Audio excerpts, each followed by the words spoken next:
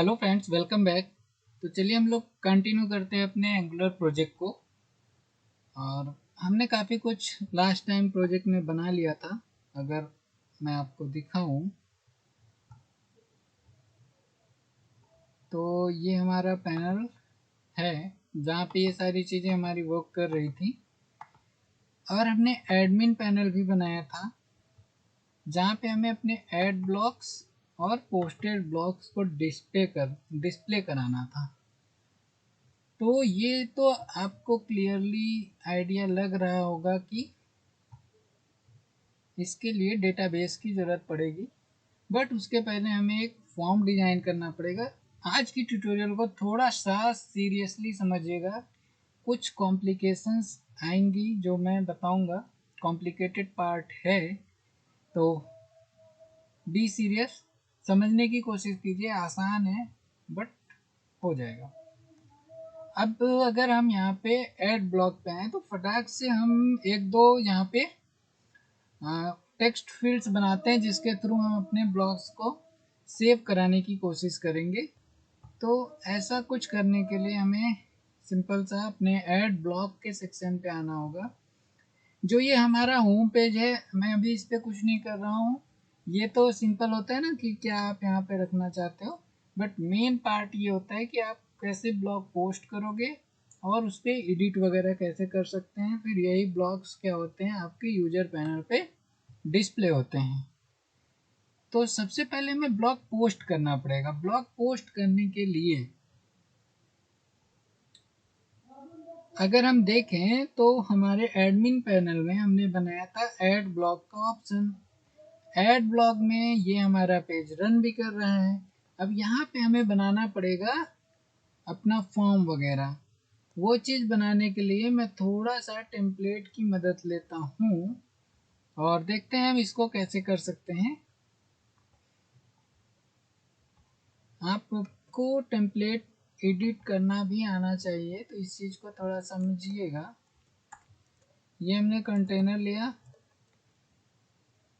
और कुछ नहीं, डायरेक्ट हेडिंग में दे सकता हूँ कि यहाँ पे क्या होगा, ऐड न्यू ब्लॉग। ओके, उसके बाद मैं देख रहा हूँ कि यहाँ पे डायरेक्ट कॉलम्स लेके बनाए गए हैं, तो हम भी कॉलम्स ले सकते हैं। यहाँ पे हम आते हैं, चाहो तो आप रो भी ले लो, ड्यू और क्लास रो। आपको बेसिक बूट स्ट्रैप आती है तो आपको ये चीज़ें पता होंगी। नहीं भी पता है तो रो और कॉलम बनाने पड़ते हैं। आप इसे थोड़ा सा प्रैक्टिस में लाएंगे तो समझ पाएंगे। मान लीजिए ये मेरा 6 रो का 6, ये हमें, अगर हम ऐसे 6 के दो बनाएंगे तो एक पेज पे 2 कॉलम आ सकते हैं। मैं आपको दिखाता हूँ यहाँ पे कुछ लिख के।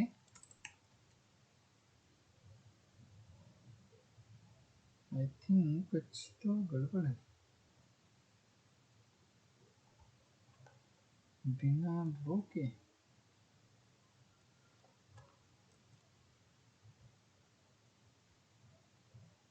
ओके, ऐड ब्लॉक ठीक है। ये 2 कॉलम आ रहे हैं। ये रो को रहने देते हैं, इससे हमें कोई प्रॉब्लम नहीं है। अब आप इसको अपने अकॉर्डिंग बना सकते हैं, डिजाइन कर सकते हैं। इस पे कलर वगैरह देना है तो दे सकते हैं, नहीं देने हैं तो ना दीजिए। जैसे ऐड न्यू ब्लॉग है तो यहाँ पे आप क्लास वगैरह बूट स्ट्रैप की यूज करें। टेक्स्ट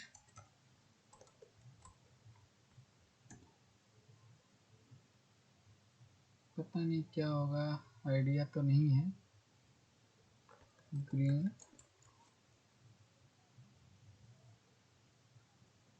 नहीं आ रहा है, वो हमें सीसेस देखनी पड़ेगी या आप खुद से भी इसको बना सकते हैं। तो फिलहाल मुझे फंक्शनैलिटी बतानी है आपको HTML के डिज़ाइन। मैं उम्मीद करता हूँ आप समझते होंगे। या आप बैक जाएं, यहाँ पे बहुत जगह पे आपको मिलेंगे। तो जैसे इस टाइप का आपको टाइटल लेना है या ऐसा कुछ लेना है ना, तो आप जैसे यहाँ होवर करने पे है ना, तो ये लिंक टाइप का लगा हुआ है, हमें लिंक नहीं चाहिए। तो फिलहाल अभी कुछ मुझे दिख नहीं रहा है। यहाँ पे आते हैं, सिंपल सिंपल है। हम ये वाला यूज करते हैं हेडिंग के लिए। तो यहाँ पे आई थिंक h3 यूज हुआ है, कोई भी क्लास नहीं। अगर आप h3 यूज करते हैं तो कुछ ऐसा बन जाएगा। ये मैं यहाँ पे h3 यूज कर ले रहा हूँ, ठीक है। चलो, कुछ नहीं हो रहा है। डिजाइनिंग आप खुद से भी कर सकते हैं, अगर नहीं आ रहा है कुछ क्लासेस वहाँ पे लगानी पड़ेंगी, बन जाएगा। मैं उस पर ज़्यादा टाइम वेस्ट नहीं करूँगा। मेन आज मेरा फोकस है कि मैं आपको यहाँ पे फॉर्म्स बनाऊँ और उनको यूज करना सिखाऊँ। तो अगर मैं बात करूं कि हमारे पास क्या क्या होना चाहिए, तो सबसे पहले तो हमारे ब्लॉग का एक टाइटल होगा। तो हम एक लेबल लेते हैं जिसमें हम दे देंगे टाइटल, है ना। और इसके लिए एक टेक्स्ट बॉक्स बनाएंगे। तो इनपुट टाइप टेक्स्ट, बस आप सिंपल ऐसा रख सकते हैं। और ये कुछ अभी बहुत गंदा सा दिखेगा, है ना। तो यहाँ पे आपको एक क्लास यूज करनी पड़ेगी। क्लास होती है फॉर्म कंट्रोल। आप देखिए ये अच्छा सा बन जाता है, आप अगर फॉर्म कंट्रोल की क्लास यूज करते हैं तो। अब यहाँ पे आप प्लेस होल्डर डाल दें। प्लेस होल्डर हमने दे दिया कि इंटर, जो भी मैं चाहता हूँ ये टाइटल जो है ना वो पूरे में आए। देन हम नीचे लेंगे तो इसको हम 6 से 12 कर देंगे। तो आप देखिएगा ये कंप्लीट बॉडी पे आ जाएगा, है ना। अब इसके बाद हमें क्या करना है कि एक टाइटल हो गया। और आप क्या ले सकते हैं,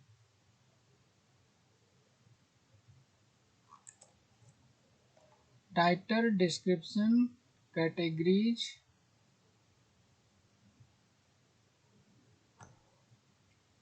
चलो मैं अभी टाइटल और डिस्क्रिप्शन को डिस्प्ले करा के दिखाता हूँ या सेव करा के। ऐसे ही आप बाकी की फील्ड्स भी कर सकते हैं। Title, description,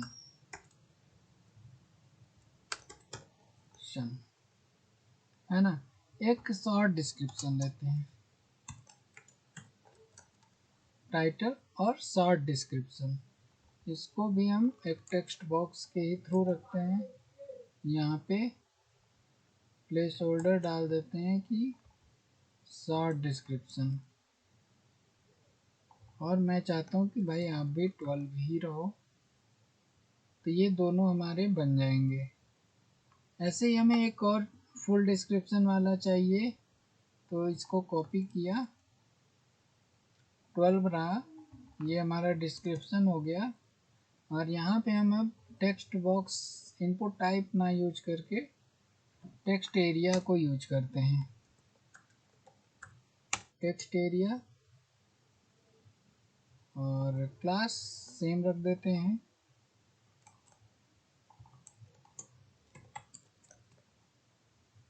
okay, I think ये ऐसा होता है। बिल्कुल ये बन रहा है ना। और यहाँ पे अगर आप रो डाल दें, रो रो रो रो 5, तो ये 5 रो के लिए जनरेट हो जाएगा बाय डिफ़ॉल्ट। कुछ इस तरह से हमारा पेज बन गया है। एक हमें यहाँ पे बटन चाहिए जिससे हम पेजेस को सेव कराएंगे। देखते हैं कहीं पे हमारे पास बटन है क्या। चलो ये बटन हम देखने की कोशिश करते हैं। आप इसके HTML में भी जा सकते हैं, मैं डायरेक्ट इंस्पेक्ट कर रहा हूँ। और यहाँ पे एक और कॉलम लेना पड़ेगा, ड्यू यहाँ पे मैंने अपना कोड डाल दिया और ये क्लास लगा दिया। देखते हैं ये बन रहा है कि नहीं। बिल्कुल, देखिए ये अच्छे से बना है ना।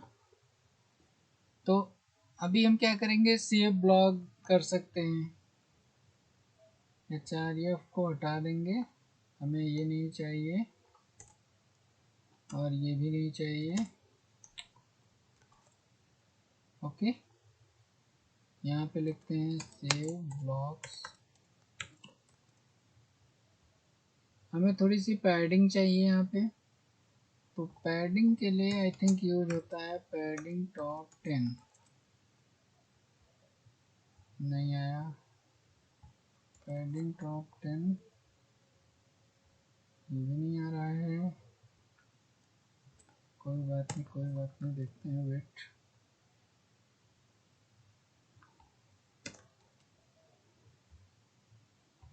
ठीक है, तो मुझे नहीं लगता है कि इसमें कुछ ऐसा बना हुआ है। तो आप देखिए कस्टम CSS भी बना सकते हैं। जैसे हमें पैडिंग टॉप 10 लगानी है बट ये वर्क नहीं कर रहा है, तो आपने जो यहाँ पे, आपको याद होगा असिस्ट में इसके सारी CSS वगैरह रखे हैं। यहाँ स्टाइल होता है, इस पे आकर आप अपनी भी CSS रख सकते हैं या अपना खुद का भी CSS यहाँ पे बना लें, उसको भी यूज कर सकते हैं। मैं इसी पेज पे कर रहा हूँ। यहाँ पे मैंने दिया क्लास पैडिंग टॉप 10 और इसका नाम दे देता हूँ पैडिंग टॉप 10 PX। ठीक है, तो आप देखिएगा अब ये काम कर रहा है ना। तो कुछ इस तरह से हम अपना पेज बना लें। अब देखिए इसको डेटाबेस में भेजने से पहले आप एंगुलर डेवलपर हो, ज़्यादा दिमाग मत लगाओ कि डेटाबेस में क्या है। आपको ये पता होना चाहिए कि हमको क्या क्या चीज़ें रखनी है डेटाबेस में। आप उस हिसाब से यहाँ पे फील्ड बना लें, जो जो आपको रखना है वो सारी फील्ड यहाँ पे बनाइए, उसका पूरा डेटा स्ट्रक्चर तैयार करिए और बस उसके बाद आपका काम ख़त्म हो जाता है। आपको बिल्कुल नहीं सोचना है कि डेटाबेस में क्या है, वहाँ पे कैसे टेबल्स बनेंगी, वो सब आपका काम नहीं है अभी के लिए।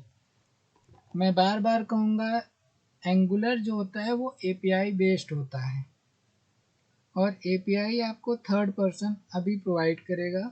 आपको अभी API बनाना नहीं सीखना है। पहले आप एंगुलर पे वेबसाइट बनाना सीखें API का यूज करके। जब आप इसमें एक्सपर्ट हो जाएं तभी आप API पे आएँ, वो भी हम आपको अच्छे से सिखाएंगे बट थोड़े टाइम बाद। पहले आप एक चीज़ तो अच्छे से सीख लो, दो जगह जाएंगे ना इसको सीख पाएंगे ना उसको सीख पाएंगे। इसलिए अभी आपका मोटो ये होना चाहिए कि हम API दूसरे से लेंगे बट अपनी इस एंगुलर वाले पार्ट को बहुत ज़्यादा स्ट्रॉन्ग करेंगे। तो आप एज ए एंगुलर डेवलपर इस तरह से प्लान करेंगे कि हमें क्या क्या डेटाबेस में भेजना है, हमारे पास क्या फील्ड्स हो सकती हैं, वो सारी चीज़ें रखने के बाद आपको इन पे राइटिंग भी करना है, डेटा लोड भी करना है ना। इस तरह से जब आप बना लेंगे उसके बाद ही आपको APIs हिट करनी होंगी। अब ये पार्ट तो हम हटा देते हैं CSS का। बात ये आती है कि हम आगे करेंगे कैसे। तो करने के लिए सिंपल सी बात है, आप सेव बटन पे हैं, अगर यहाँ पे आप क्लिक इवेंट बनाएंगे तो जाके आपका बटन क्लिक हो जाएगा। थोड़ा सा ध्यान दीजिएगा, बहुत स्मार्टली बहुत आसानी से बनेगा। सेव ब्लॉग एक मैंने फंक्शन ले लिया और इसी सेव ब्लॉग को मैं TS फाइल में डिफाइन कर दूंगा यूं। अब अगर मैं अलर्ट यहाँ पे दे दूं तो ये अलर्ट चलेगा हमारा। क्या चलेगा, बटन क्लिक्ड। देखते हैं, देखिए बटन क्लिक हो रहा है ना। तो इस तरह से हम बटन क्लिक बना दिए, बट अब इस बटन के अंदर हमको अपने बाकी के डेटा भी चाहिए। तो बाकी के डेटा के लिए ही हमें थोड़ा सा काम करना पड़ेगा। एक्चुअली में आप जो यहाँ पे फील्ड वगैरह बनाएंगे वो इम्पोर्टेंट होते हैं, सेम लाइक डेटाबेस के। जैसे मैं अगर यहाँ पे बना दूँ टाइटल, डिस्क्रिप्शन और डिस्क्रिप्शन, और इनको हमें टू वे बाइंडिंग करनी पड़ेगी। कैसे होगा ये चीज़ें थोड़ा सा समझिए। यहाँ पे आते हैं, हम एक एरे लेते हैं, ब्लॉग टाइप का ब्लॉग एरे है ना। ब्लॉग, इसको हमने एनी दिया, और कोई भी एरे आप इस तरह से बना सकते हैं अगर वो वन वे है तो, दैट मीन मल्टीपल नहीं है तो इस तरह से आप बनाएंगे एक एरे। एरे बनाने के लिए आपको यहाँ पे पहले फील्ड देना होता है, जैसे टाइटल। आपने टाइटल दिया, अभी मैं बाय डिफ़ॉल्ट इसको एम्प्टी रख रहा हूँ। ऐसे ही यहाँ पे हम देंगे शॉर्ट डिस्क्रिप्शन, इसको भी एम्प्टी रख दिया, और ऐसे ही हमने दे दिया डिस्क्रिप्शन, और इसको भी एम्प्टी रख दिया। तो हमें ये 3 फील्ड चाहिए थी, हमने ये बनाई भी, और इसको हम बाइंड भी कर सकते हैं अपने मेन HTML वाले पेज के साथ, जो हमारा ये है। आप अगर इन डेटा को देखना चाहते हैं ना तो आप देख भी सकते हैं। यहाँ पे आता हूँ मैं, और सिंपल आप इस तरह से डबल कर्ली ब्रेसेस, और जो भी आपने यहाँ पे एरे क्रिएट किया था, ब्लॉग दे दें। देन ये सिंगल पाई या जो भी आप इसे कहते हो, मुझे नाम एग्जैक्टली इसका नहीं पता है। इसके बाद यहाँ पे टाइप करें जेसन, तो जो इस एरे को जेसन के फॉर्मेट में कन्वर्ट करके आपको दिखा देगा। मैं दिखाता हूँ, अभी आपको हो सकता है कुछ ना दिखे। देखिए ये टाइटल्स और डिस्क्रिप्शन हमें दिख रहा है। हमें क्या करना है, इसको अपने इन फील्ड्स के साथ डायनेमिकली बाइंड करना पड़ेगा। जैसे मैं यहाँ पे लिखूँ तो इसमें भी कुछ लिख जाए, और यहाँ पे लिखूँ तो इसमें लिख जाए, और यहाँ पे लिखूँ तो यहाँ लिख जाए। दैट मीन जैसे आप लिखें इस पे भी अपडेट होता रहे। अगर हम ऐसा बना लेंगे तो हमारा डेटा जैसे यहाँ लिखेंगे वो स्टोर होता रहेगा इस तरह से। तो आइए देखते हैं हम इस चीज़ को कैसे कर सकते हैं। तो इस चीज़ को करने के लिए सिंपली आपको एक मॉड्यूल यूज करना पड़ेगा। इस तरह से आप दें और यूज करें ng मॉडल। ng मॉडल में आपको अपनी प्रॉपर्टीज को डिफाइन करना होता है, जैसे ब्लॉग डॉट टाइटल।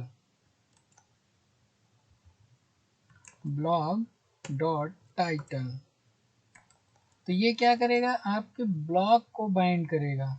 अब देखिए यहाँ पे क्या आ रहा है, एक एरर आ रही है। जैसे ही आपने ng मॉडल यूज किया, वो कहाँ पे आ रही है, ng मॉडल में आ रही है।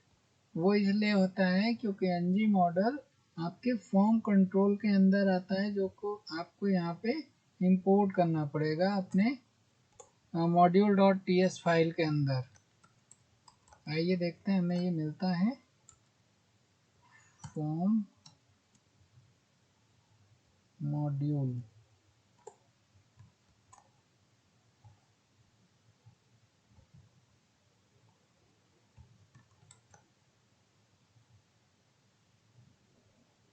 देखिए जैसे ही हमने फॉर्म मॉड्यूल इंपोर्ट किया वो एरर चली गई, है ना।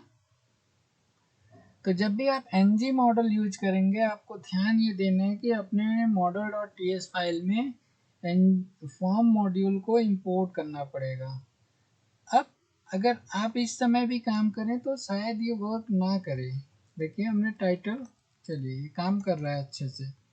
टाइटल को हमने ng मॉडल के साथ बाइंड किया, तो जो भी आप वहाँ लिखेंगे वो नीचे टाइप होगा, है ना।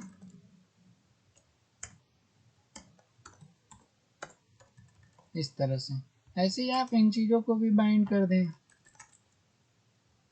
तो आपका काम बहुत आसानी से हो सकता है। अब ये डेटा यहाँ पे और यहाँ पे भी दोनों में हम डाल देंगे। इसमें टाइटल है, इस पे हमारा शॉर्ट डिस्क्रिप्शन है और यहाँ पे डिस्क्रिप्शन है।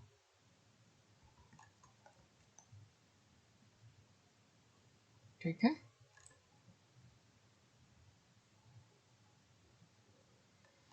अब मैं जो भी लिखूंगा शॉर्ट डिस्क्रिप्शन लिखूंगा, शॉर्ट डिस्क्रिप्शन डिस्क्रिप्शन में लिखूंगा तो डिस्क्रिप्शन यहाँ पे आप देखिए लाइव अपडेट हो रहा है। आप डिलीट करेंगे तो डिलीट होगा, अपडेट करेंगे तो अपडेट होगा।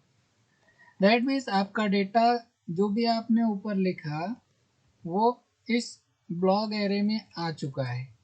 आप इसको बटन क्लिक पे देखना चाहते हैं कि अभी भी एम्प्टी है कि इसमें डेटा आया है। उस चीज़ को करने के लिए आप सिंपली यहाँ पे आए और जो आपने अलर्ट दिया था उसी में कर लेते हैं। इसको हटाते हैं।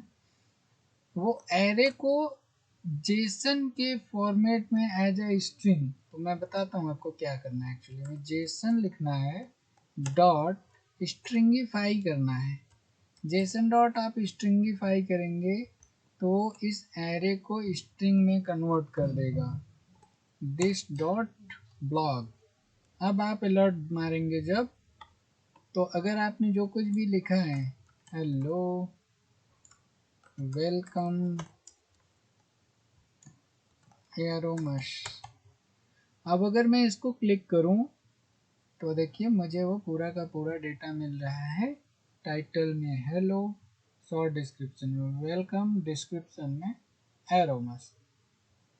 कहने का ये सेंस है कि आपको यहाँ तक काम करना है और अपने डेवलपर को जो भी आपको एपीआई बना के दे रहा है उसको ये एरे दे देना है कि बॉस हमने इस तरह से बनाया है, आप इसके टेबल्स क्रिएट कर दीजिए, तो आपको इसकी एपीआई मिल जाएंगी, है ना। हाँ, तो बट मैंने कुछ एपीआई आपके लिए पहले ही बना रखी हैं, उसमें हो सकता है ये नाम डिफरेंट होगा, तो हम इसे अपडेट करेंगे थोड़ा सा। आप एज ए डेवलपर आप एपीआई डेवलपर को देंगे कि क्या फील्ड के नाम रखने हैं, है ना। बट जैसे मैंने पहले बना लिया है तो आपको फिर एपीआई के अकॉर्डिंग अपने नाम रखने पड़ेंगे। और वो चीज़ कैसे होगी आइए देखते हैं। तो आप एपीआई को चेक करने के लिए जैसे इनिशियल स्टेज में है तो एक पोस्टमैन सॉफ्टवेयर होता है, इसका यूज कर सकते हैं। इसको ओपन होने देते हैं और यहाँ पे हम एपीआई को चेक करेंगे। अभी मुझे याद भी नहीं है कि हमने क्या बनाया है, थोड़ा सा ट्राई करते हैं।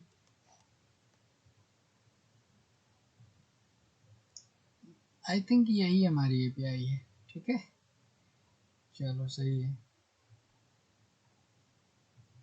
ये हमारी एपीआई है। अगर मैं इस पर सेंड करूँ रिक्वेस्ट तो 5 वो internal error 500 internal server error क्यों आ रहा है।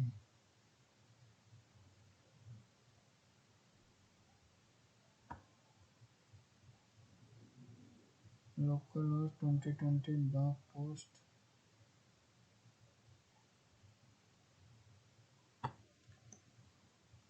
ओके ठीक है। अभी एपीआई में कुछ दिक्कत है, मैं एक बार चेक करके आपको बताता हूँ। हाँ, बट देखिए काम कैसे करना है, सिंपल ऐसे ही है। आपको डेटा को इस एरे में स्टोर करना है, देन इसी डेटा को हम एपीआई में पास कर देंगे और ये डेटा सेव हो जाएगा। हमें बहुत कुछ काम नहीं करना है। आप जब भी कोई फॉर्म बनाएं तो आपकी फर्स्ट प्रायोरिटी होनी चाहिए कि उससे रिलेटेड बैकएंड में एक एरे बना लें और उस एरे को बाइंड कर दें। जो हम लोग एनजी मॉडल बनाते हैं ना, ये टू वे बाइंडिंग कर देता है, यानी फ्रंट एंड पे जो लिखेंगे वो बैक एंड में भी स्टोर होता रहेगा। तो इस तरह से आप टू वे बाइंडिंग कर सकते हैं और यहाँ पे ये अपडेट हो जाएगा। अब इसी ब्लॉक को हम जहाँ भी चाहें सेंड कर सकते हैं और एपीआई में डेटा जाएगा और एपीआई अपने आप इन सारे डेटा को स्टोर कर देगा। तो एज ए एंगुलर डेवलपर आपको यहाँ तक काम करना है। एक और चीज़ बताऊँगा कि एपीआई जब मिलेगी तो उसको कैसे यूज करना है, देन आपका सारा काम यहीं पे ख़त्म हो जाएगा। एक छोटा सा और टास्क है, मैं एपीआई चेक करके उसको सही करके आपको दिखाता हूँ, है ना। तो आज के लिए अभी रखते हैं इतना ही और मिलते हैं नेक्स्ट ट्यूटोरियल में, जिसमें हम लोग एपीआई को समझेंगे यूज करना। बट आप इन डेटा को यूज करना, स्टोर करने की प्रैक्टिस अच्छे से करें, अपने अकॉर्डिंग 2-4 फॉर्म बनाएं और उसको फाइनल सबमिट बटन तक लेकर आएँ, जैसे मैंने यहाँ पे अलर्ट बॉक्स में डिस्प्ले कराया है। ठीक है, so thanks for watching, keep learning guys, and do not forget to like, share and subscribe.